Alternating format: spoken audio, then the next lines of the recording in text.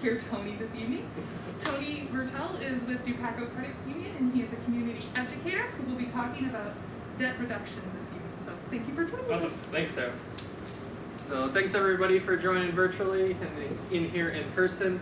What I'm here to talk about today is probably one of the biggest struggles that when I deal with people out in the communities and work with people out in our communities, is debt. We all have debt of some sort throughout our lives, whether it be a house, student loans, car, personal loans, credit cards. I mean, the list goes on and on. Just tons of different ways to gain debt out there, and it feels like it can be one of those things that you can just feel like it's a weight on top of you for a long time in your life. So what I'm here to talk about is kind of some strategies or ways to look past that, try to get to that point where you can either be debt-free or maybe find some ways to consolidate that debt. Whatever the case may be, we're going to kind of just go through some strategies today. So you guys may have seen there's a number here. It's easy to say 14.6 trillion because we hear of the debt that our government has. You know, I think that's at 29 trillion right now. So that's the debt our country has. And it's easy to say a number or write a number like that, but I think it's nice. So if you were to write out a check for 16 trillion, or excuse me, 14.6 trillion, that's what it would look like if you were going to write that check out.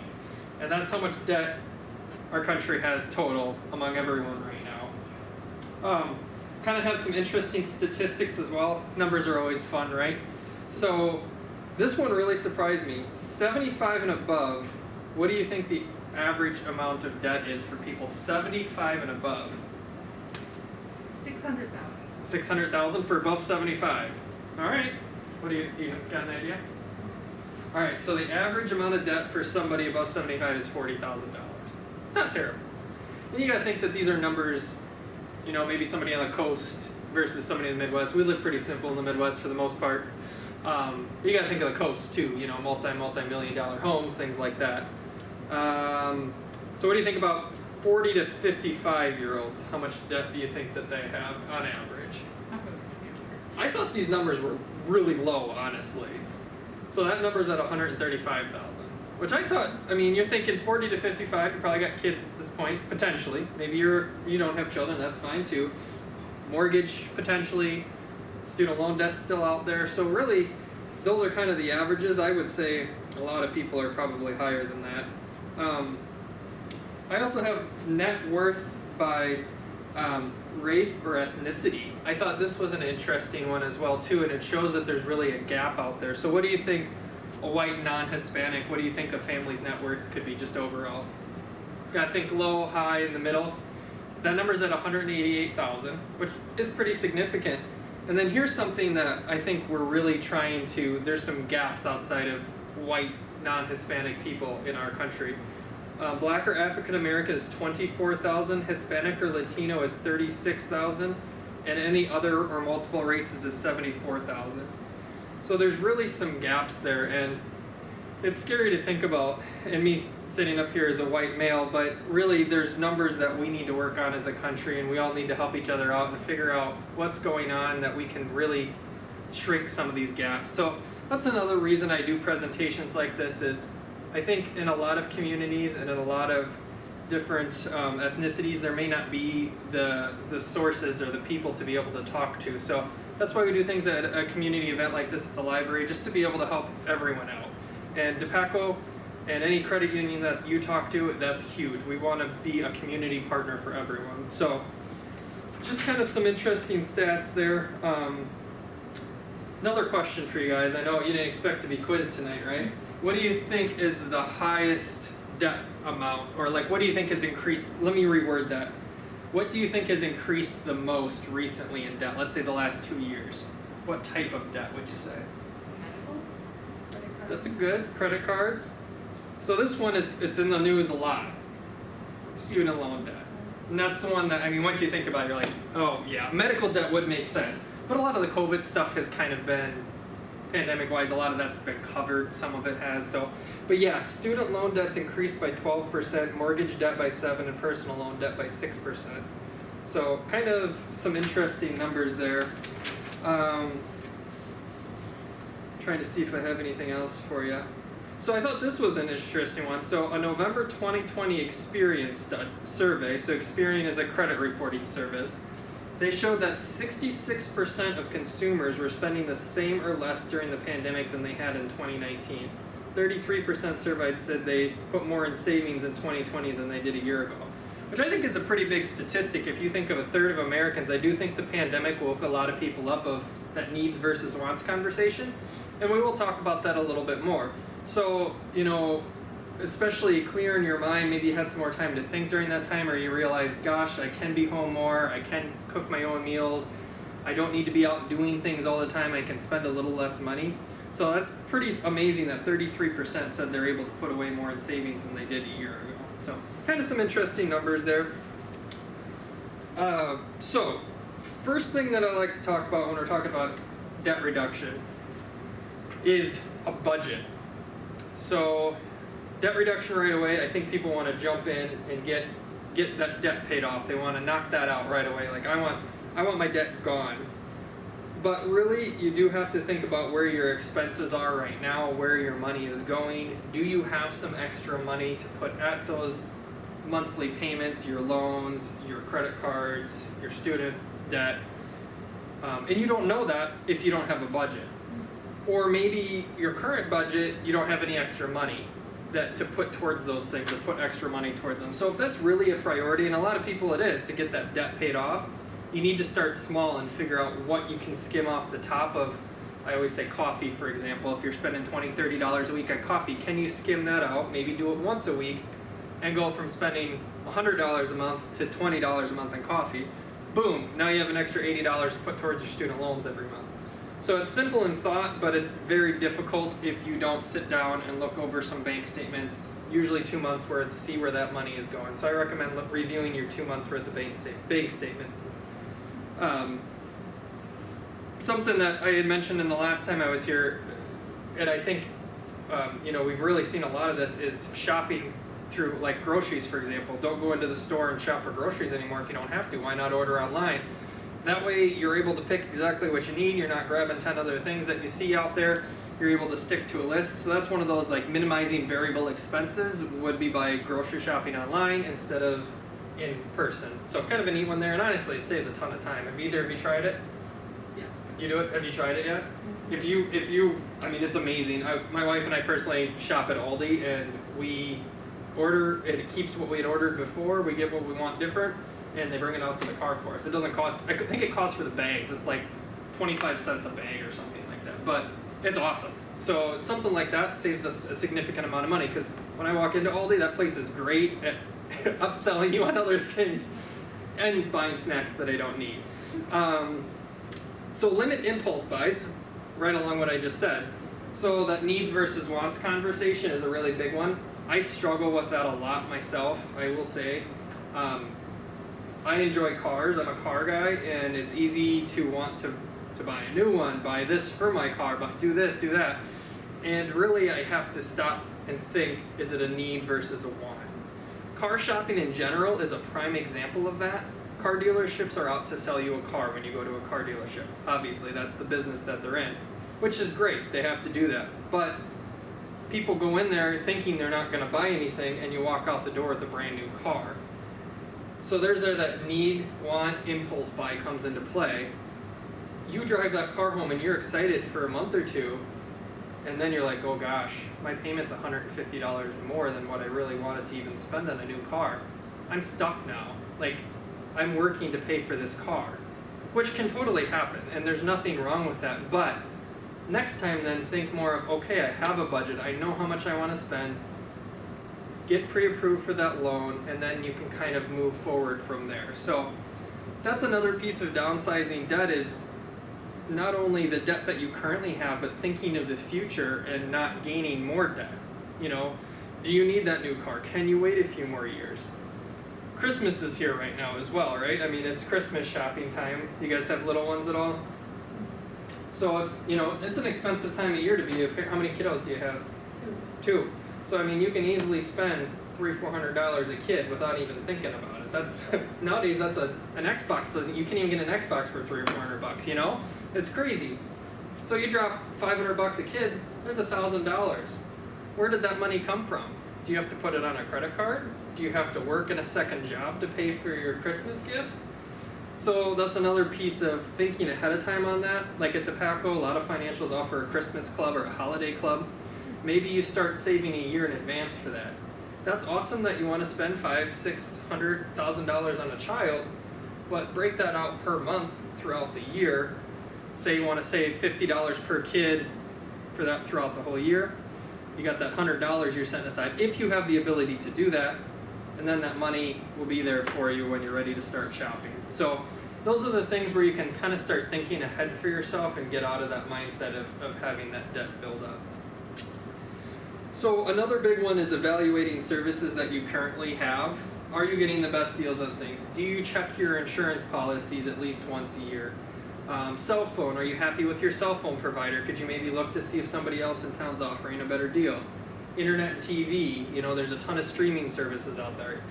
First of all, if you do have a lot of them, are you using Netflix, Hulu, Amazon Prime, YouTube TV? Are you using those regularly? Disney Plus is big now too, or can you cut those out and maybe only use them 1 or 2 months out of the year? So those are all things that you can think about where you can also cut out some money. Another option it says here is paying more than the minimum. So we're kind of starting to talk about when we are making those payments now for that downsizing the debt. When we talked about, okay, now you got that budget, you're like, I know where my money's going every single month. I was able to kind of skim off the top there. I found a few things where I was spending too much money every month. So what do I do now? That's when we talk about this other sheet here where it's the strategies for debt payment. You can start thinking, I got some extra money, where is that going to go? So there's two different ways, really, when you start looking at debt strategies. There's what's called the Snowball Effect and the Avalanche Effect. So the Snowball Effect is when you're going to pay off your smallest balances to largest balances first. So let's say you have a few small credit cards. Maybe you have a care credit card because you needed to get some, maybe you had to have a surgery done, so you got a care credit card with $500 on it, and you have your Kohl's card with $300, and then you start stacking them up higher. Maybe you have a card at, let's say, Dupaco that has $3,000, your vehicle loan. So one great way that is kind of nice for people that's kind of a good beginner strategy is get some of those small debts paid off first. So maybe you have that $300 credit card and you're like, well, I know I'm going to be getting maybe a little bit of bonus at the end of the year, or your tax return's coming back. You can knock out those small debts right away, and then you have that extra money to start putting towards your larger debts then. So, maybe the minimum payment is $25 on each of those. Now you have an extra $50, plus maybe some more money that you skimmed off the top, so you can really start paying down on those large debts. It's nice too because then you see those cards knocked off and you can kind of cross them off your list. Like, those are done, I accomplished something by getting those cards paid off. So that's one strategy. The one that's kind of a little bit more powerful when you're talking about debt strategies is the Avalanche Method. So that's looking at what you have out there for your highest interest rates. So once again, that's typically credit cards, but you want to go with the largest balances first because you want to get that balance paid down so you're paying less interest on those. So in this case, instead of paying that Kohl's card at $300 and the other one that maybe is $400, you make the minimum payments on those, and then if you have some larger chunks of money to spend, you put that $300-$400 on that, let's say Dupaco card that has $4,000 on it, because then you're paying less interest overall. So you don't get that instant win of being able to pay off those debts real quickly, but you're going to pay less interest in the long run. So that's going to be your better method in the grand scheme of things. So there is one last way that is absolutely fantastic. It's something that we talk about at Dupaco. So maybe you've been able to pay off some debts. You've kind of got a good strategy going. The last piece then would try to look at consolidating all of that debt into one place at a low interest rate, one payment for you, which is going to just help out multiple ways. You're not going to be sending payments to 3-4 different places, and also hopefully that interest rate's going to be a lot lower than anywhere else. Another great pop quiz. What do you think a store card is for interest rate? Let's say a Kohl's card, TJ Maxx, Victoria's Secret. What do you guys think interest rate rise is? At least 19%. 19? Please. Around there? Yeah. I would. You're almost right on. You never see them below 20% typically. They're usually between 20 and I've seen up to 28 depending on where it is. So when you're talking about something like that, if you can get those debts knocked out and put them into a different loan at 4 or 5%, the amount of savings that you're going to have is just going to be phenomenal. And when I talk about different loans, we have some options that I can speak on behalf of what we can do. Any other financial should be able to do the same thing for you. Potentially, if you have a vehicle that has some good equity in it, maybe you've paid down on it significantly and it's a newer vehicle, we can actually, a lot of people don't know this, we can take a lot of your debt and take cash out against your vehicle, which is cool. So let's say you own a vehicle, it's worth $20,000 and you have a loan left for $5,000. We'll take that potentially $15,000 in equity that you have left in that vehicle and then pay off all of those other debts that you have. Now everything is just on that one vehicle loan. And since it's called that secure loan, since the security is the vehicle, that interest rate's going to be significantly lower than those credit cards. You're probably talking, if you have a good credit score, medium credit score, you're maybe in a 5-6% interest rate, maybe lower than that. So really cut that interest rate out. Other options would be looking at potentially a personal loan, or a home equity is a great option as well. So if you are a homeowner, which that's amazing if you are, and if you aren't, that's perfectly fine as well. But home equities are a great place to look as well. Basically, in that situation, let's say your home is worth, for easy math, good luck getting a house around here for $100,000, but let's say your home is worth $100,000 and you have a loan out for $50,000, so you technically have $50,000 in equity in that home. A financial can tap into that money for you, similar to the vehicle, give you, let's say, $20,000 line of credit based off of your home value and pay off those debts for you again. So definitely some options there on different strategies to get that kind of refinanced. Another thing that we highly recommend, kind of going back to this other sheet here, is restructuring your payments. So have you guys heard of making bi-weekly payments instead of monthly payments? You guys know what that does for you if you do that? It's supposed to cut down on the interest essentially, if it's applied correctly. Yeah, so as mentioned, it does cut down on interest if it gets applied correctly, and that's a great point because it does need to be applied to that loan right away. That's a great point. Another really neat thing that happens when you make a bi-weekly payment instead of a monthly is if you think about it paycheck-wise, if you do get paid bi-weekly, you know how you get those 2 extra paychecks twice in a year. So if you also are making 2 extra half loan payments throughout the year as well. So you end up making a full extra loan payment if you pay bi-weekly over monthly. So it's a huge advantage not only for paying down on the total interest quicker because you're making that payment every single 2 weeks, you also make that full extra payment. So you think in the instance of having a 5-year loan out there, you're talking about getting that loan paid off 4 or 5 months earlier just from doing that, which is going to be huge in the long run. So some of this, we're kind of talking about these strategies of paying down debt, and another piece that goes with that is credit score. So maybe credit score isn't necessarily where you want it to be. Maybe you've had some colorful credit history in the past, or just some things that you're trying to work on, which all of us have been there. I've been there myself, I can tell you that. So you're to the point where you're like, okay, I've paid off a few of these small debts. I'm starting to get to the point where I want to be. We talked about capacity a little bit with credit cards in my last class that I was here. So now you've opened up some capacity on your credit cards. Your score should start going up. What does that mean for interest rates if your score is going up? Yeah, interest rates are going down. Exactly. So that's a really neat piece. Maybe you've spent the last year, you've been very diligent, you did your budget, you're knocking out debt, and now you're like, okay, where's the end in sight? You can go and talk to your financial and say, these are the things that I've done in the last year. We're going to want to listen to you. We want to help you out. I can speak on behalf of Dupaco. And at that point then, let's get that refinanced for you. Let's see what we can do. Maybe we can get you a lower interest rate. Maybe you went and bought a vehicle last year and you had a 600 credit score and they charged you 10%. Well, now your score is a 680. You're not going to be paying 10% on that interest rate on that vehicle anymore. We can get you a lot lower than that. And so refinancing debt is it's going to help you pay it off a lot quicker. Paying less interest rate, keep that payment amount the same because you're comfortable making that payment, but now more of it's going to principal and you're going to get that vehicle paid off a lot quicker than you were before.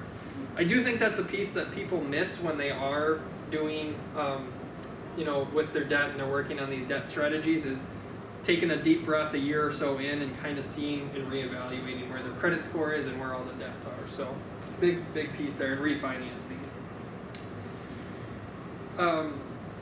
The last three here, I think for debt strategies, it depends on the person. And the first one it says here is sell some assets to pay off your debt. I think that just depends on where you're at. You're talking about garage sales, post items for sale online. Most people are doing, I think, a lot of that nowadays, selling things online if they have extra. I think that's pretty common anymore. So I don't know if that's something that's necessarily a great strategy. If you're probably already doing it, if you would do it anyways. But something good to think about, especially if you got kids that are growing up. I mean, why not sell clothes, toys, all that stuff if you can. And then we talked about those two loans, kind of refinancing your debt or restructuring and consolidating it into a secured or unsecured loan. So that is kind of all of the information I have on debt strategies. It is a pretty quick topic overall, and typically we have people, if there's interaction, that definitely helps with the conversation a little bit as well. I can certainly contact, Sarah has my information if anyone would want to contact me one-on-one.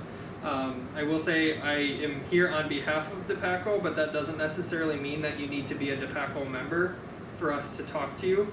I have no problem coming down to the library, and if that's okay to meet with someone, I guess I should have found that out beforehand. Would that be something that we could potentially do, Sarah? We've got private meeting rooms. Okay, excellent. So yeah, if somebody ever does want to meet, I'd be more than willing to meet with you one-on-one individually down here. Like I said, you do not have to be a Dupaco member, and we do not require you to become one to talk to me. I can check credit report for you. We do what's called a money makeover. We can sit down one-on-one and just kind of review things. So yeah, that's really what I have for you guys today. Thank you so much for sitting down and chatting with me. I really, really appreciate it. Do you have any questions at all? No, not really. I mean, I was just trying to kind of come down and see if there was anything I wasn't doing, and there's, this kind of gives me some ideas for where I can continue on, and, getting some of my stuff paid down, and Yeah. just trying to get to that end in sight.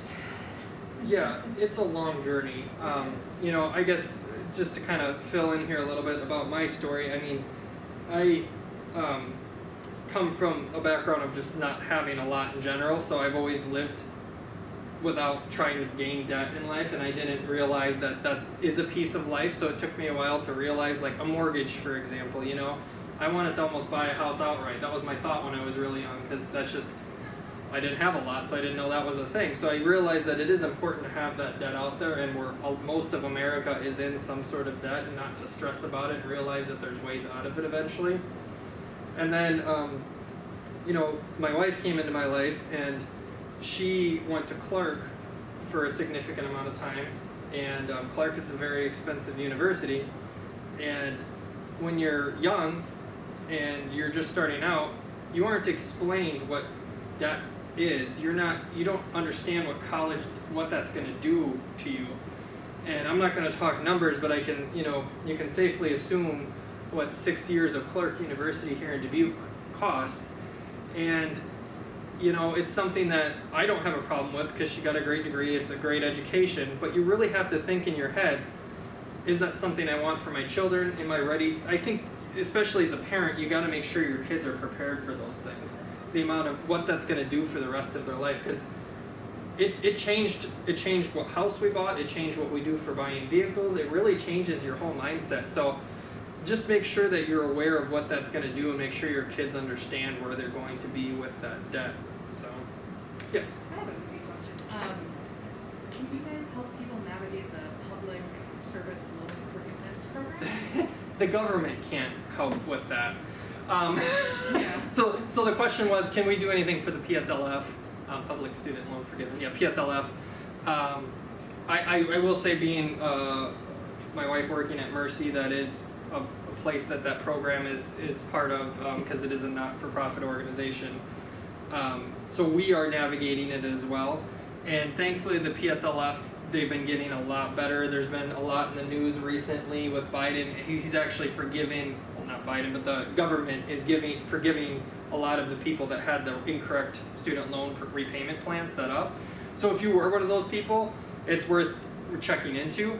And then what the actual plan is, let me step back a little bit. Basically, there's a large group of organizations, mainly the nonprofit sector, or if you work for a government, local, state government entity, something like the library, you could look at getting, if you work for that business for 10 years, your student loans would be forgiven at the end of those 10 years as long as you make the minimum payment that's due. It's been around, I think it came around during the Bush administration, I think. And it's a great program. There just was a lot that was confusing for people. They weren't in the right repayment plans. They weren't getting their employer reattest every year. So a lot of these people were in it 10 years and went to get their student loans forgiven. They're like, sweet, I got my ticket here. Here's my 10 years I put in. And they're like, well, you don't qualify.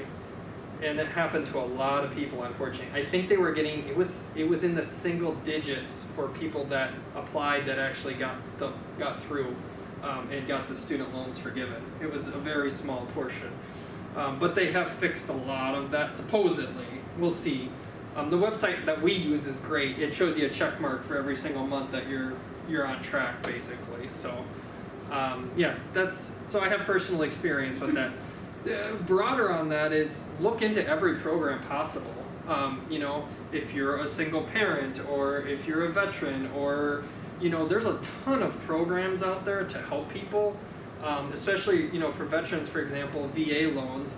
There's some very specific requirements for VA loans that make it a little bit easier for a veteran to be able to purchase a home. Absolutely fantastic that that's out there, but you got to know about it and you got to look at it. The city of Dubuque does some phenomenal things for the homes down in this beautiful district that we have downtown here. They've restored homes along the Main Street area, and there's special grants you can get to purchase these homes, which it's income guideline based, but it's amazing. The city of Dubuque refurbishes these homes and then puts them up for sale, and you can get a steal on some of these places, and they offer, I want to say it's a pretty good percentage they pay you to get into them. So they're out there. You just have to put a little bit of work into it and see what makes most sense. I think the biggest thing with debt strategies and debt consolidation is it's one of those things that you don't want to hand off to somebody. Like, you need to do this yourself. I think a lot of people want to go and find a business or someone that will take care of it for him. Here's all my debt. Why don't you pay it for me? You're paying that person to do that. Do you trust them? Is that money really going? Let's say you're giving this debt repayment company $500 a month, and they're only putting $350 of it towards your debt and $150 of it they're pocketing. That's crazy if you think about it. They're taking a huge portion of your money to pay your debts, and there's a lot of people that look at using companies like that because they don't want to have to worry about the debts themselves.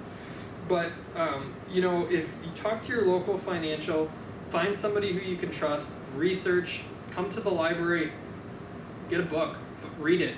It's, you got to be able to do it yourself at the end of the day. There's a ton of people out there that have made a lot of money. A lot of people, Dave Ramsey, that name comes up all the time. There's probably books in here that he has written. I'm sure there are. So, he's somebody, if that's who you want to follow, great. But you need to find something that you like to do and really stick to it, because that's the only way you're going to get it taken care of. That's all I got for you guys. Thank you so much. I really appreciate it. Thank you.